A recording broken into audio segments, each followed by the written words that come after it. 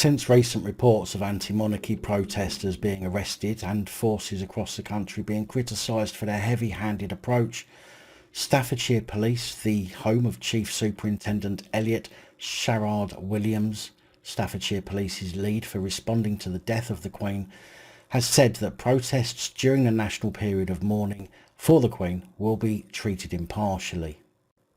Of course, and we all know how impartial police are now, don't we? Chief Superintendent Elliot Sherard Williams said the force would be balancing people's right to protests with the rights of others to mourn in peace, but he insisted that the particular issues being protested about would affect the approach taken by officers. Now, forgive me if I'm wrong, but anti-monarchy protesters would be protesting against the monarchy.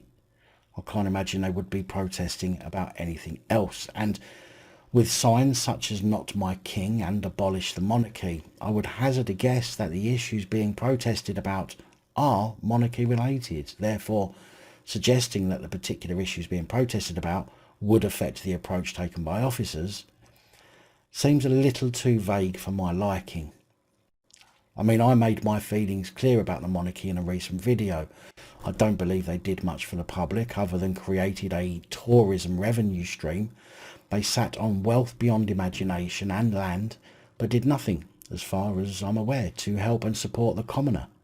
Therefore, my own personal opinion on the monarchy is low, and my feelings towards the Queen's death is just as it would be if it was any other person I had never met who had died. I'd feel sorry for the family, but that's about as far as it would go for me. I appreciate that some people's views are vastly different to mine, but I wouldn't attack you for your opinions, just as other people who want to share their opinions shouldn't be attacked.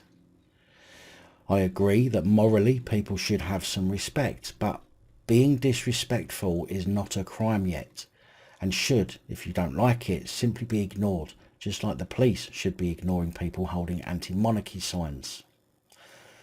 The protests, so far as I can work out, haven't even crossed any criminal threshold at all, even though police are using public order offences to arrest them, which I personally think is an overreach of powers, but protesters' rights should and must be held as important and fundamental, even in the face of inappropriately timed protests.